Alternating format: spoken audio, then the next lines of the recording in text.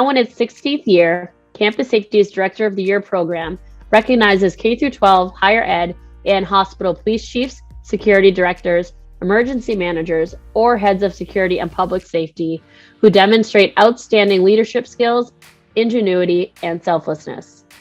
We name the winner for each sector at one of our campus safety conferences. The nomination materials we receive are full of impressive accomplishments and collaborations.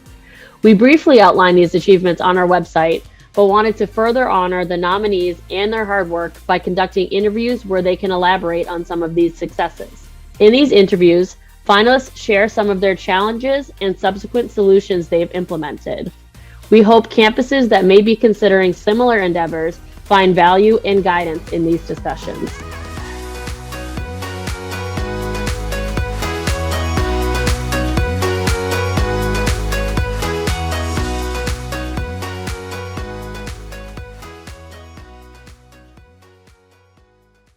One of this year's finalists is Eric James, Assistant Vice President and Chief of Police for the University of Nevada, Reno Police Department.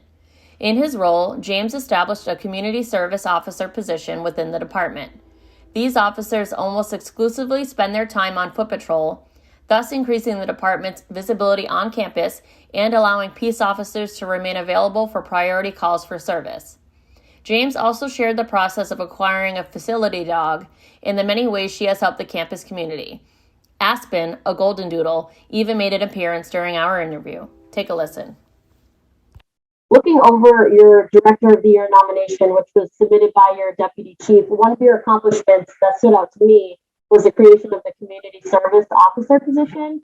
Can you explain what these officers do and also how it was determined, there was a need for this kind of role within the department? Sure.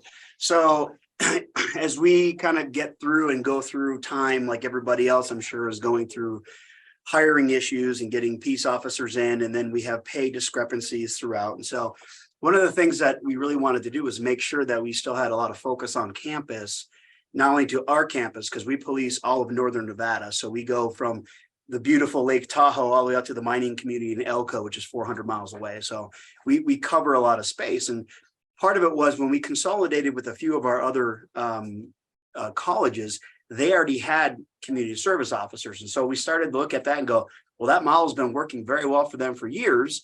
And so what we did is we placed a peace officer on the campus, but then in turn, we got funding from our administration and they said, yeah, go ahead. And so we have begun the process. And now I think we've got 2 more positions to fill, which we're going to have filled here shortly. But now everyone has community service officers. And what this allows to happen is a couple of things. One, it allows the peace officers to get out and fight crime, as opposed to handling some of the cold calls for service, the opening of the doors, things of that nature. Our community service officers do it. They spend almost exclusively all their time on foot patrol. So they're kind of the public facing side of not only the peace officers, but as well as them. So people are getting 2 sides of the police department, which I think is great. And then it also gives us a pipeline for hiring. So we've already hired one of our community service officers, and he's already in the academy. And we've got a few others in the pipeline who, once they finish their college degrees, because they're still going to school, that it helps us because then not only do they get to finish the college degree, but then we get a chance to kind of take them for a test drive, and they get to take us for a test drive, and then really see if they fit in with our organization and with the community. And so far, we've had nothing but positive things and great things. And there are some events that just doesn't require a peace officer at, but our community service officers are able to go out there and hang out and work those events, even for overtime, and have a presence that is there that allows us as the police department to still be there. Because let's be honest, some people aren't comfortable having the police there. That's fine. But now we have community service officers there with a direct line to the peace officers. So it's worked out very well for all of us. And now something else that stood out to me, and I've read over a lot of accomplishments of Director of the Year finalists, and I think this is the first time that I've seen a chief of police teaching a CrossFit class at the University Fitness Center, which is just obviously a really creative way to interact with the student population, and it's obviously good for your health as well. But what are some of the benefits you've gleaned from teaching this class and interacting with the student population? Well, so there's a number, but I think there's a few that are the biggest. One, A lot of them don't know I'm the chief of police. They have no clue. And then they see me in uniform and go, holy cow, that guy's a police officer. They have no clue. But it gives me a pipeline directly to students. I get to work with students daily because not only do I teach CrossFit, but then every day I kind of block out time on my calendar to go work out in the same center. And so I'm able to work out with students, faculty, and staff. And it allows a much more comfortable and relaxed environment for people to kind of ask questions. And almost every single day I get hey, I got to ask you a police question. It's like perfect, right? And so I think that the number one thing is it shows that we're human when we're in there. And so it's not just that me that's in there. Our officers also go work out in there as well. And so they see these officers working out and they see them sweating and getting bigger and stronger and faster. And they think, wow, that's really cool. But it creates friendships that I've now seen people come into college, graduate college, start their own career, get married, have families, and I'm still doing things with them. We run a race every single year, a 24-hour trail race that 8 of us still go run every single year. Or we do the Reno Tahoe Odyssey, where it's a 24-hour run around. It's 178 miles. And so it's really benefited because it's not just while they're here, it's also as they leave. And I've had people say, oh my gosh, here's my fiance, or here's my significant other. And I've told them all about you. And it's sort of establishes a new dynamic in policing that I think there's a lot of agencies that could be doing it, but that are missing out in doing it. We're just very fortunate to have not only an amazing fitness center, but the director of sports, recreation and fitness she's 100% on board. And I've been doing it for 10, 12 years. And so it's just such a great community tool that allows us to show people that we're not just police officers. Well, I think when you get in a gym and everyone's sweating and the misery is spread around between all of you, it's one of the things I learned in the military, right? It makes everyone exactly the same. Yep. And then it just really builds relationships that I could sit here and talk about this all day, but it really just builds relationships that you will get no other way than getting down in the dirt and being in the exact same level as everyone else. And for some reason, it seems like police officers are sometimes scared to do that. And I'll say scared because they are. It's like, well, I don't want to be in the same place that, the students are working out. I'm like, why? Then they get to know you, and I'm paying for your gym membership. So, I mean, it's a win-win for everybody here. So you helped acquire a facility dog to partner with your department's victim advocate. What was the process like to acquire and integrate this dog canine? And can you talk about a time when the dog had a significant impact on someone? Oh, absolutely. So it actually started with our victim advocate, Lauren. She came to me and said, what do you think about a facility dog? And I said, I love it. I've wanted to do it for a while, but just, with COVID, nothing really presented itself. And so she found an organization that trains the dogs, finds the dogs, and then gives the dogs to the police departments. And so it was free for us. And it was Aspen is such an amazing tool because she's able to, for the most part, everyone likes dogs. And it's really had the impression of drawing people in. And one example was a few weeks ago, she was just sitting out there throwing the ball with Aspen. And then she was sitting down on the bench, and this young lady came by and says, oh my gosh, I love your dog. And they're petting and talking. Well, within that conversation, Lauren's like, well, I'm the victim advocate for the police department. I'm here to help victims of crime and other things. And she's like, well, can I talk to you? Next thing you know, she's in the office, and they're talking for about 3 hours. And within that time, in that 3 hours, she had helped this young lady with her issue, or was able to secure a temporary protective order and help her with some other issues on campus that have been directly affected by this other issue. Within 3 hours, she had basically solved this problem that this young lady would never have gotten the help that she needed if Aspen wasn't there and that interaction had just begun. And that's happened.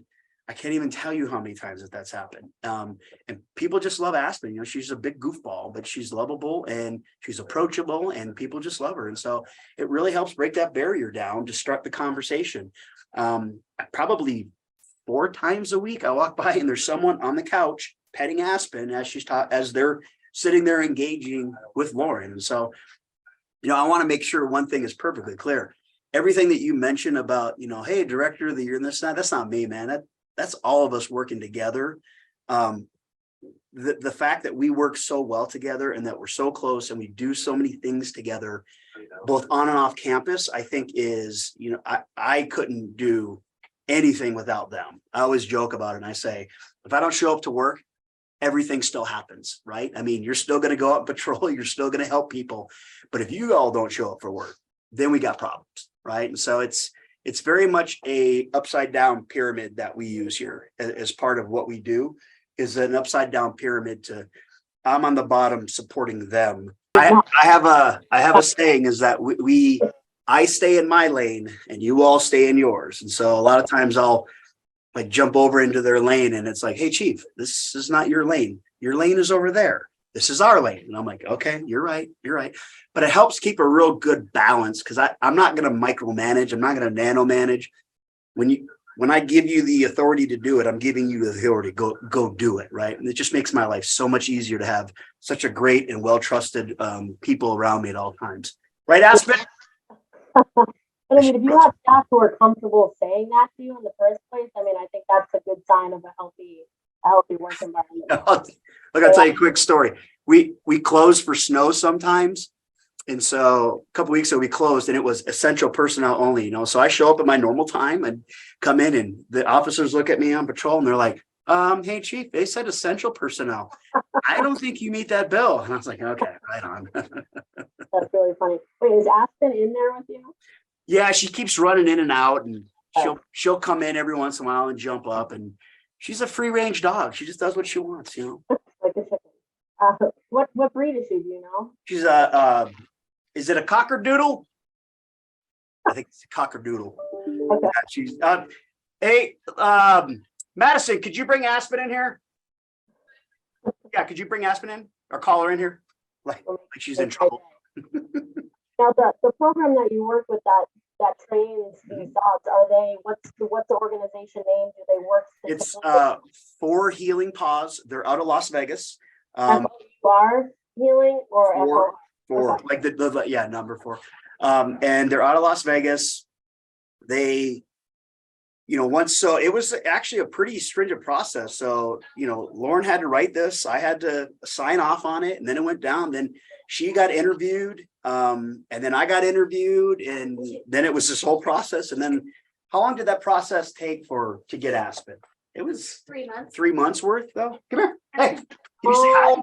Can you say hi? Come here. Yeah, don't even come here. Oh, can you say hi? She's gonna be a Labradoodle. Labradoodle, that's it. She's Golden. Golden Doodle. Oh, Who's my baby? Yeah, you are. oh, she's so You cute. are. And she doesn't shed. Perfect. No, perfect. I know. that was part of the. That was part of the read. This is Lauren, by the way. Hello. Hi, Amy. Nice to meet you. Nice to meet you. Yeah, that was part of it. And so we have a little vest for her, and it says "Pet Me." I'm friendly. Pet me. Yeah. And so no, it's she's been a great addition to the department. Absolutely great addition now. And are they rescue dogs that this organization trains, or how do they select the breed? Or So they make sure, and correct me if I'm wrong, but they make sure that they're what's the word? Oh, so they're temperament tested. Temperament tested. So a lot of touching, holding. Yeah. Can they listen to commands, that kind of thing? Because she spends a lot of time sitting and. She was selected at 8 weeks old. Yeah. So she's from a breeder called 4E Kennels in Las Vegas. okay. They pretty exclusively breed golden doodles. But almost 1 out of every litter goes on to do some type of service, whether it's autism, and they do like deep pressure therapy to help calm when someone's having maybe an episode. They can do diabetes detection. They don't do a lot of like seeing eye dogs or things like that, but they do. They have a special program for veterans that they match dogs with veterans who might have PTSD. And so there was the one that was donated right after we got Aspen was a full golden retriever, and he went to a firefighter in Tacoma, Washington, and he had struggled with nightmares. And so the dog basically just calms him in his sleep. I love that. That's amazing. Yeah. Yeah. But it's called 4E Kennels. 4E Kennels. That's it. And the program is called Healing Hearts. And so that's, if you want me to send you information, chief, I can, so she can see the application. Yeah, we and can, stuff. if you want it, we can get you a link that you can throw in there for people who might be interested in doing it. Yeah. We have a few on campus that help with seizures. And so as the person falls down, the dog kind of like gets in between the person and the ground. So they're not hitting their head as seizures happening. So yeah, dogs are just, they're such an amazing tool. We have 2 other dogs that are canine, they're bomb detection. And it's the same thing with those 2. They go around and people just love those dogs. If I could issue everyone a dog, I would. I absolutely would.